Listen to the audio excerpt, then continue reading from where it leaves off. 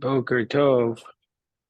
Today's Daf Yomi will begin on Bava Kamma Daf Tzadiyeh. Today's Daf Yomi is Bava Kamma 95, and today's Daf Yomi is dedicated for Shmira for all of Am Yisrael, and this Eis Tzara for Hatzalah for the Shvuyim, for the Shmira for the Chayalim, Yeshua for Am Yisrael. So we're going to start on Tzadiyeh Amid Aleph, 7 lines from the top. And our Mishnah had said that if you steal a cow that was pregnant and it gives birth, you pay back the value of a pregnant cow. But now the Gemara introduces a brisa. Tana Rambanan Hagoz al Rachel. Let's say you steal a lamb, Vigazaza, and you shear the lamb. And Para, you steal a cow, V'yaldan, and gives birth. Mishalim Osav Eskiz Osel. You pay back, according to this position, you pay back the animal plus its shearings, Ves Vadosel, and also its offspring. That's the position of Rebbe Meir. And the way Rashi explains the position of Rebbe Meir is that what we're talking about here is whether or not the thief is also entitled, even though the thief has to pay back, does he also have to pay back the appreciation of the animal, whatever it appreciated? So does he have to pay back the shearings and the offspring? And Meir says he does, meaning to say he has to pay it all back. Whereas Rabbi Yehuda says that whatever you stole, you return according to the value of what it was. Like Rashi says, like it's right now, empty. That's how you return it, and then you pay the shearings at what it was valued at the time it had it, but you don't have to pay the appreciation. That's the position of Rabbi Yehuda, and Rabbi Shimon seems to be saying something very similar, and we're going to have to discuss it. Rabbi Shimon says, "Rowan Sakilu Hishuma Etzlo Bekesef." No, we evaluate it. We evaluate the time when it was stolen. What was the monetary valuation of it, and then you have to pay that.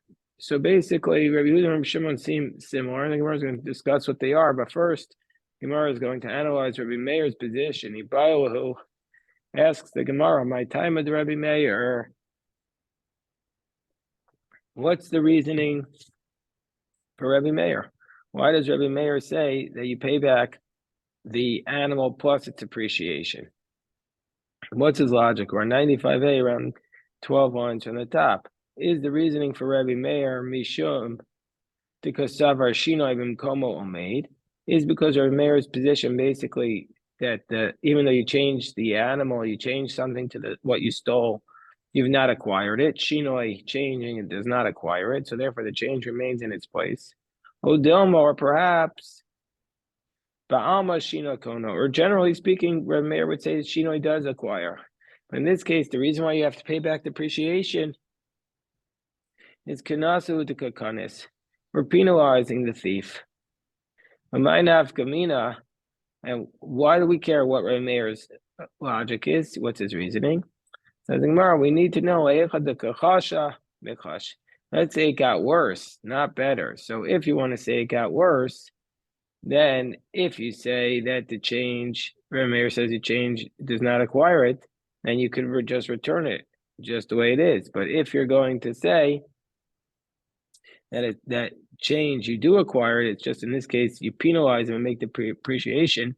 In the case where it gets worse, then we would say that you just pay the value of what it was when you stole, and you can't return the weaker, the deteriorated product that you stole. So that's the question.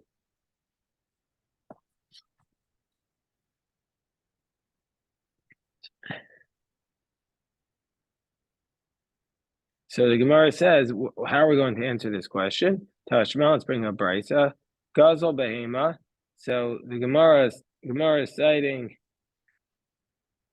says the Gemara, quoting the Mishnah from tomorrow's daf, says the Mishnah, Gazel behema viskino. Let's say you steal an animal and the animal got older, meaning it depreciated. Avadim viskino, or you steal slaves and they got older, they depreciated. Mishalim kishasak zela.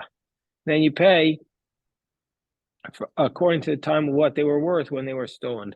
That whereas Rebbe Meir says, "Ba'avadim," when it comes to slaves, Omer lo areishal chalafanecha. When it comes to slaves, you can just return exactly the way it is. So vi'u behema. So the implication is when it comes to an animal, it's kishas sagzela.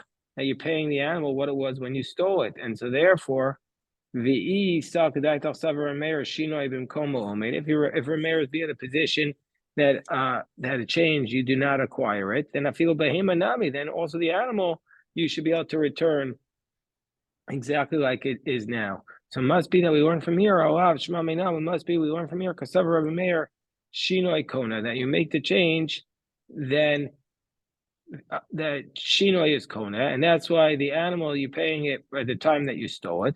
But in the case of here, where the animal gives birth, we're penalizing him, and we say you have to pay the appreciation.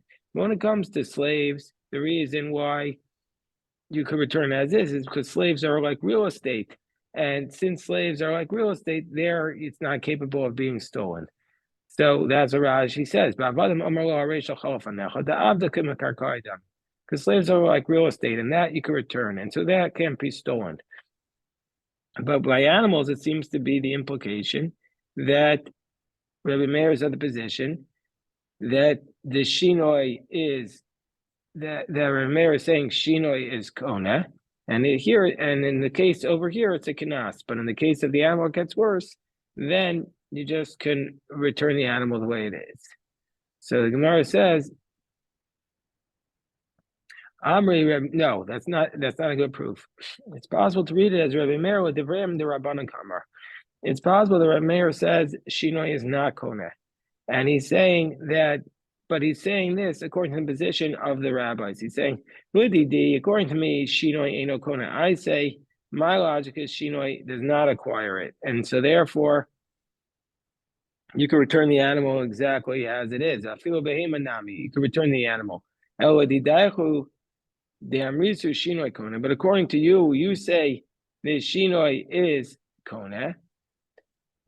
Odu mias. You should at least admit to me that by slaves, the karkaida. I mean, that slaves, since they're like real estate, the karkain and exelis, and the real estate can't be stolen. At least the slaves, you should be able to return exactly the way it is. Amrle Rabbanan, no. Well, avdikim and taltoidami. No, slaves are not like real estate. Slaves are movables, and therefore they are stolen.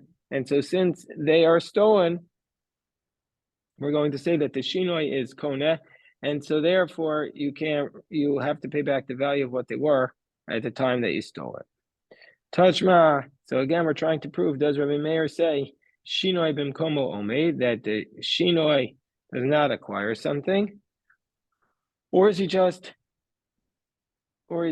penalizing them by making them pay the appreciation? So we have the next case, that there was a person who was dyeing the wool with spoalo edom, that somebody hired him to dye the wool red with savu shachar, and he dyed it black.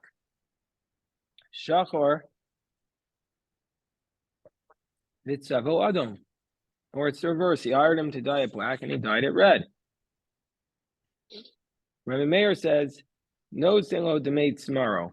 You give him the value of the wool, meaning to say you have to pay back for what it was, presumably, at the time that he stole it. And even though it's worth more, because now it's dyed red, Rabbi Meir would say you only pay him back what is valued at, and so therefore he would say you don't pay back the appreciation, and so that seems to be Shino is Eno Koneh.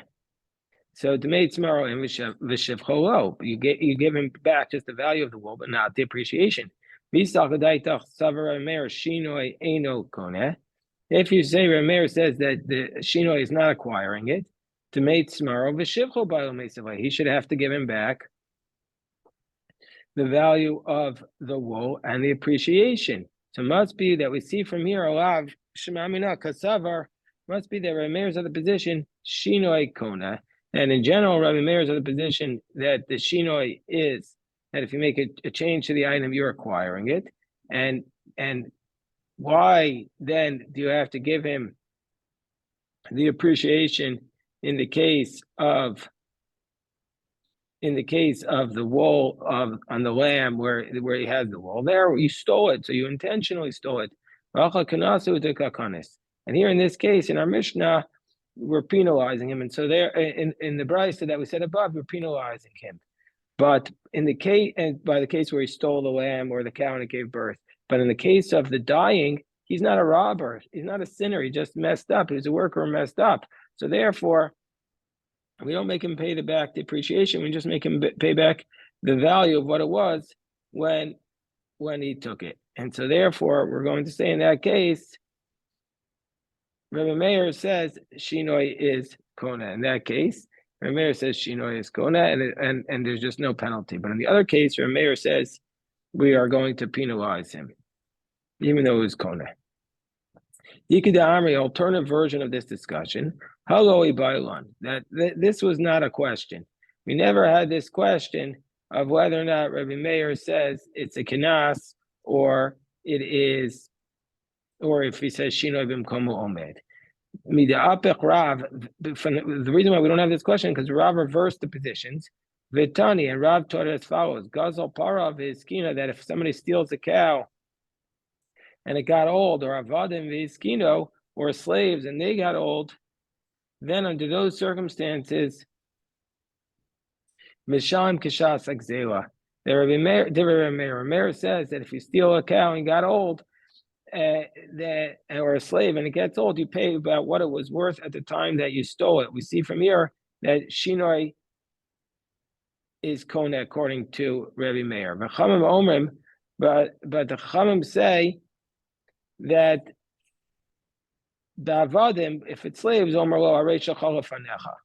So the Chamim say by slaves you would say you can return it as it is, but by an animal you wouldn't be able to say return it as it is because you're saying the Shinoi is Kona. So Vadil Rav Meir Shinoi Kona. So it must be that clearly according to Rav, he's saying, and since in that case of the Mishnah, Rav Meir clearly says that when you make the change, you acquire it. And in the case of where the animal gives birth, we're just penalizing him. So therefore, we're just penalizing the animal, we're penalizing the thief. But Kikai Bailan, where there's a question about Rav Meir's position, this is the question. What's the question? Kikakanis, when we penalize the person, the mazid, do we penalize only the person who steals it intentionally and say that therefore you have to pay back depreciation? But if somebody didn't steal it, the stolen item, but he got into his possession accidentally, how so? Rashi says, let's say you purchased something from a robber. You didn't know that the guy stole it and it appreciated. You don't know that it's a theft. So do you have to pay under those circumstances? When you pay it back, do you also have to pay back the appreciation? That's the question. Do we say when we penalize you, do we say it's only if you steal it, that you pay back depreciation, it's only if it's intentional? But if you steal it accidentally, we don't make you pay back depreciation. Or do we say even if you stole it, even if you got stolen goods accidentally, we penalize you, you have to pay back depreciation. So let's try and bring a proof from the following case. Tashma, the Bryce. So what do we say here? We say from the following circumstance that it says, we have a Bryce. So the Bryce, it says the following. Chamisha govim and that there are 5 people who could collect only from the property that's free and clear, that the guy who you make the claim against still owns, and not that he sold it and you had a lien on it. Ve'eloin, these are the cases. Peiros, if you want to collect fruits. V'shevach peiros, or the appreciation of the fruits. And the Gemara is going to say what this is referring to. And somebody who accepts upon himself to support his wife, the son of his wife and the daughter of his wife. Since there's no limit to that, we're going to say you can't collect from properties with a lien on them because it's limitless. And also the get chov she'em bo achrayus, or if there's a document even where there's no guarantee written into the contract. So since there's no guarantee, you can only collect from the free and clear. Uksivas isha she'em bo achrayus, and for some reason, if the person wrote a ksuva and he didn't put a guarantee in it, it can only be collected from the free and clear properties.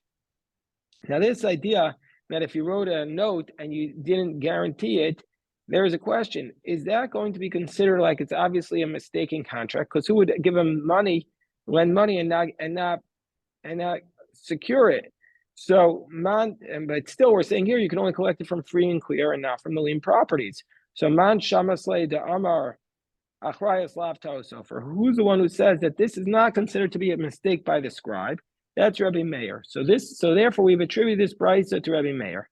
And Rabbi Meir says v'katani peros v'shevach peros. And Rabbi Meir says that the peros, the fruits, and the appreciation of the fruits can only be collected from the free and clear and not from the property that has a lien on them.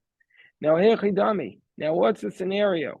Kigon, aren't we talking about a case? Shegazol sadam mechavero. Are we talking about a case where a person stole a field, umachro la'acher, Reuben stole the field, sold it to Shimon, vishpicha, and then Shimon had the field and it appreciated. Vari yotzi mitachas yado. And now we're going to say that this field, this guy is coming, and the person who was robbed, he's coming to get back his field from Shimon. And when he comes to get it back, we're going to say that he has to pay him back. He's allowed to take everything back, ukashu gova, but when he collects it, gova as a keren minachasim mishubad. And when he comes to collect back what he's owed, he can take back the principal from property which had a lien on it, but the appreciation on the top of Tzadi Hayama base, he can only take that from the free and clear property. And now the asabal arav is shakal arav is shivchai. And so from the fact that the purchaser comes and takes the shevach, the appreciation from the robber, my love, aren't we talking about a case? Aren't we talking about a case where we're saying that he's coming to take back the appreciation and it's coming to take back from a person who bought it unwittingly? And he didn't know whether it was stolen, whether or not real estate could be stolen or not. And we say that he's allowed to come and claim it. So we see that he could take back the appreciation even if the person bought it accidentally. And we know that this is the position of Rabbi Meir. Gemara says, no, we're talking about a case, and so no, we're not talking about a case where the person didn't know what he was doing. We're talking about a person who understood the law. He was a Talmud Chacham, and he understood that the real estate cannot be stolen, and it's still owned by its original owner. And so therefore, since it appreciated, he knows that it's not his. And so therefore the Chachamim say you have to give back the appreciation. And so therefore it's not a proof to answer this question. So Gemara says, okay, let's still try and prove it. Tashma, still trying to answer the question. We had this case on Daf Kuf Amabez in the Mishnah. Let's spolo Adam, you give the wool to the dyer to dye it red, utzavo shachar, and he dyed it black, meaning he did it accidentally the wrong way. Shachar utzavo adam, you gave it to him black to dye it, and he dyed it red. Rabbi Meir Omer no single to make smaro. Rabbi Meir says that you only give him the value of the wool, but he doesn't have to pay back the appreciation. The made tomorrow in it, the made shifcholo. He only pays back the value of the wool, but not the value of the appreciation. If you're going to say that accidentally, he's also going to be penalized. The made tomorrow v'shifcho ba'il meisav way. So we see from here that Rameir is at a position that when we penalize him, that he has to pay the appreciation.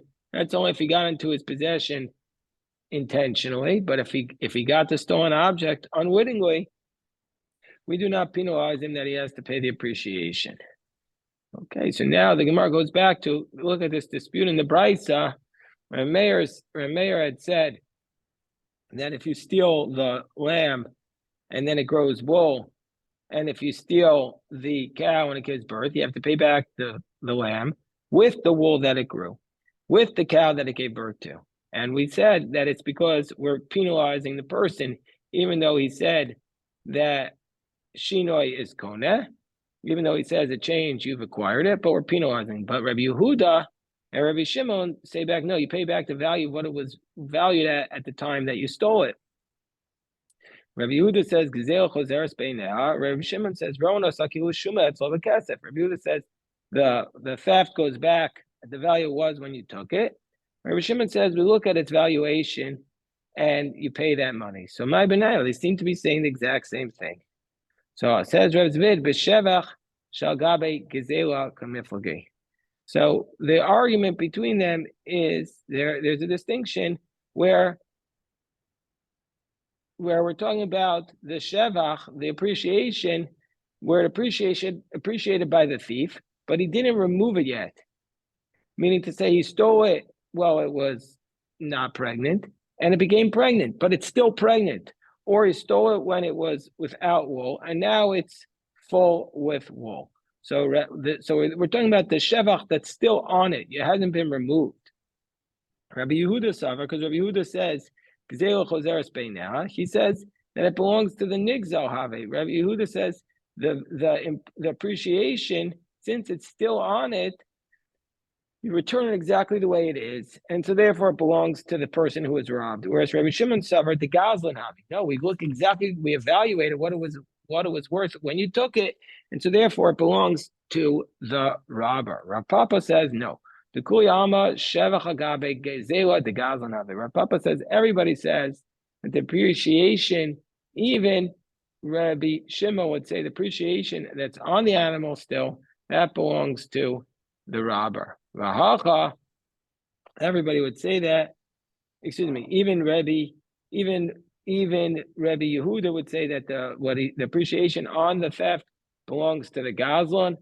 Vahacha lemechza belongs to the robber. But here what we're talking about is lemechza l'shlishel revia kamiflagi. Basically, if somebody gives somebody an animal, the person cares for the animal. In return for that, he gets a share of the profits. So here we're either a half, a third, or a quarter, whatever their negotiation. So that's what we're talking about. Rabbi Huda says, Shevach shagabe gzela, kua de gazlan havi. He says the robber gets the appreciation that was on the animal. So Rabbi Shimon Savar, no, he doesn't get the appreciation that's on it, says Rabbi Shimon. He just gets his share of what he would get for caring for the animal, either a quarter, a third, or a half. That's the normal practice of what you care for. So that's the way Rav Papa understands this dispute. So now the Gemara challenges Rav Papa from our Mishnah. Tanan Gazal Peirav and Isabra at Yalda. Let's say somebody steals a cow, becomes pregnant, and gives birth. Rachel v'nedana etzlo gezazo, or a lamb, and he shears it. Misham kishas gzela. He pays what it was worth when he stole it, which implies the yolda in, and if it gives birth, he pays that. Well, yolda, but if it didn't give birth, hadra be'ene, then he returned it. If it didn't give birth, he give it exactly the way it is. So Bishlam Rav Zvid, it makes sense going to Rav Zvid's analysis of the dispute between Rabbi Yehuda and Rabbi Shimon when he says Shevach Hagabe Gzela Dinnig Zohave, that he would say according to Rabbi Yehuda, the appreciation on the animal goes back to the person from whom it was stolen. Then we would say Rabbi Yehuda Hamani Rabbi Yehuda. Then this Mishnah goes according to Rabbi Yehuda. Rav Papa the Amar Gazlan but according to Rav Papa, he says the appreciation belongs to the robber. This Shita, our Mishnah, that says you return it the way it is, Hamani, lo Rabbi Yehuda, lo Rabbi Shimon. It's not going to be according to the position of Rabbi Yehuda or according to the position of Rabbi Shimon, because according to Rabbi Yehuda, whether it's appreciation on top or whether it's not on top, everything goes to the robber. Whereas according to Rabbi Shimon, the Gazlan would take a half, a quarter, or a third. So Amachar Rav Papa, no, Rav Papa says, no, really what we're talking about in our Mishnah is the position of Rabbi Yehuda. That's the position of Rabbi Yehuda, who says that the appreciation goes entirely to the robber. And so if that's the case, why does he have to pay? So if that's the case, whose position is our Mishnah? Because our Mishnah says, so how would Rav Papa explain it? So he would say, why didn't that feel well yalda? That even if it didn't give birth, he pays what it was valued at the time he stole it, and the appreciation goes to the goslin. The katani yalda, and that which he says only if it gave birth does the robber get it. No, that doesn't mean it's specifically only if it gave birth. Even if it didn't give birth, the robber would get that. And ID did not say Reisha Yalda, since it says in the first clause, where you steal a cow that was pregnant, it says it gave birth to teach us that you only give back the value of the cow that was pregnant. Nasiv Seifa Nami Yalda. Then also we're going to say in this case also, we're going to say the same, use the same language, but really it's the same thing whether or not it gives birth or it doesn't give birth. The Gazan, according to Reb Papa's position in Reb Yehuda, gets the appreciation. The robber gets appreciation. And Tanya Kavasi to Reb Papa, Reb Shimon says, Rowan Osakilu Shuma Etzlo Bekasef Lamechsel Shasharvia. Now Reb Papa says we have a price that supports Reb Papa that Reb Shimon's position is we look at it as though evaluation for money, and we give him we give the person who took care of it either a half, a third, or a quarter. Amar Rav Ashi, so now Rav Ashi says, Kiavina be Rav Kahana, when I was next to Rav Kahana, Ibayolan, he asked us the question. Rabbi Shimon, according to Rabbi Shimon, who says, who says that the robber who cares for this animal, he's entitled to get, the share typical to a person who cares for an animal of a quarter, a third, or a half. When we pay off the robber, what he gets, do we give him cash? Well, do we just evaluate it and give him, let's say the $50, or do we give him the share of the animal? Meaning the shares, the meat. And we answered this question from that which Rav Nachman said in the name of Shmuel. There are three people where we give them the appreciation, but we pay them off with money. They don't get the actual share of the item. We could give them the money, and that's sufficient.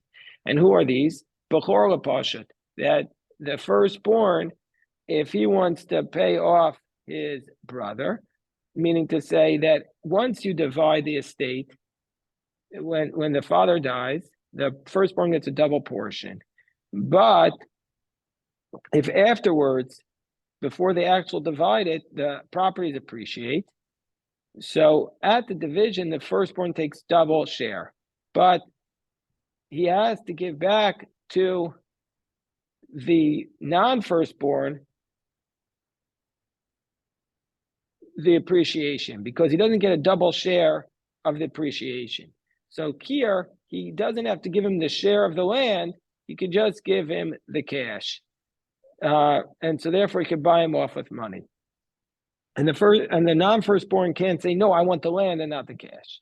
And so too, another case where you could just pay the person the money is the Baal Chovu Lokeach, the creditor to a purchaser. So let's say somebody has a lien on a creditor, and then the creditor, if somebody's property is lien to a creditor, and then he went and sold his property to somebody else, and so the creditor comes and he's now seizing the property because he has a lien on it. But let's say the field appreciated in the property of the purchaser, so that appreciation goes to the purchaser. However, the purchaser doesn't have the right to demand the land, the portion of that land. He could just get paid off. And the third case is Baal Chovu Yisomim, the creditor who is coming to the estate to collect money from the orphans that is owed. The orphans have the right to the appreciation, but they don't have the right to the land. He could just give them the cash, and that's that. So the Gemara says, Amalei, you know what, we have to stop here, and we'll pick this up, God willing. We'll do it again at 8, and then also tonight and tomorrow. We'll stop here. If anybody has any questions, happy to address.